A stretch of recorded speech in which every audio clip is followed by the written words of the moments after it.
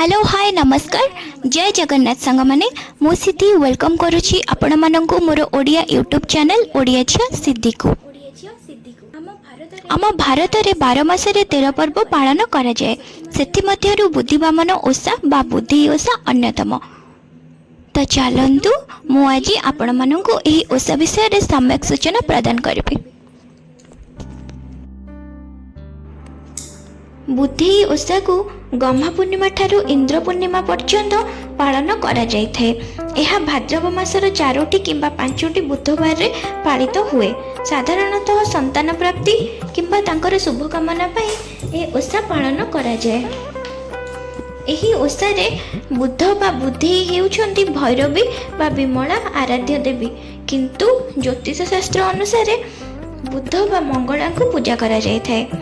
आपण मैंने जानिकी आश्चर्य हेबे जे एही ओषा रे शिल और शिलपुआ को देवादेवी रूप में मना जाए।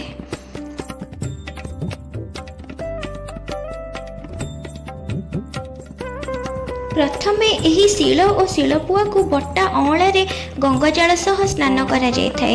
एथिरे हळदी कन्ना और सूता गुड़ाई नारी बेश कराई सुसज्जित करा जाय थाए। पूजा अर्चना मध्य होय थाए। विश्वास करा जाए जे निसंतान महिला प्रथम पाळीरू गोटे साड़ी पूजा घर दुआर मध्य रे पकाइले समस्तकर पवित्र स्पर्श जोगु से कृतार्थ हुए एवं संतान प्रसव हुए। एही लुगा को पहाड़ा बोली कुहा जाय थाए। बुद्धि ओषा विषय रे 5टी कहानी रहिछि, जहाको 5टी छंद कुहा जाय। प्रथम छंद मगध देश रे जड़े साधवर अशेष धन संपत्ति थिला किंबा संपत्तिर भोग निमंते केही संतान नथिले, तेणु से सर्वदा दुखित रहुथिले। लोक माने अपुत्रिक बोली तांको मुह चाहू नथिले, तेणु साधवानी अन्य मानक प्रेरणा रे बुद्धिवामन ओषा कले और पुत्र प्राप्ति निमंते प्रार्थना कले। तांकर मध्य पुत्र प्राप्ति हैला। सेथिपाई साधवाणी खुशी हुई बुद्धिवामन ओषा को लोक कथारे प्रचार कले। प्रथम छंद सरिला। एबे हेउछु द्वितीय छंद। चंपावतीपुर रे दीना साहू नामक जड़े सुंढी थिले एवं तांकर पत्नी सुकुमारी महा आनंद दिन बिताउथिले। सुंढी को कुष्ठ रोग होई मध्य तांकर कोनोसी पुत्र मध्य नथिले।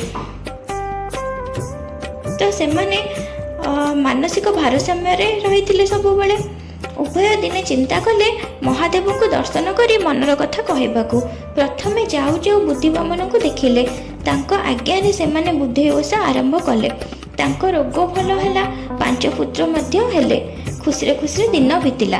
एकदा राजा शिकार को जाउथिले। सुंढियाड़ी तांको मुह चाहि देला। तापरे से कहिला जे अपुत्रिक मुह चाहिले बोली धिक्कार कला। राजा रागी जाई तांको 5 पुत्र को वध कले। सुकुमारी माँ को पूजा करिबारु तांकर 5 पुत्र जीवित होई गले। राजा पुणी से 5 पुत्र को वध करदेले और समुद्र रे फिंगी देले, किंतु एथर भी जीवित होई आसी गले 5 पुत्र। एहा देखि राजा तांको राज दरबार को डकाइले। तांकर तत्वावधान रे रानी माने भी ए ओषा किछि दिन भितरे स्टार्ट करदेले एवं तांकर मध्य संतान प्राप्ति हैला। तो ओषार महिमा धीरे धीरे बढ़ी चलिला। द्वितीय छंद सहिला। एही परि भाबे तृतीय चतुर्थ पंचमर भी बहुत सारा कथा रही। सबुतक कहले वीडियो लंबा हो जिवो। तो ए थिला बुद्धि ओषा विषय रे किछि आश्चर्यजनक कथा।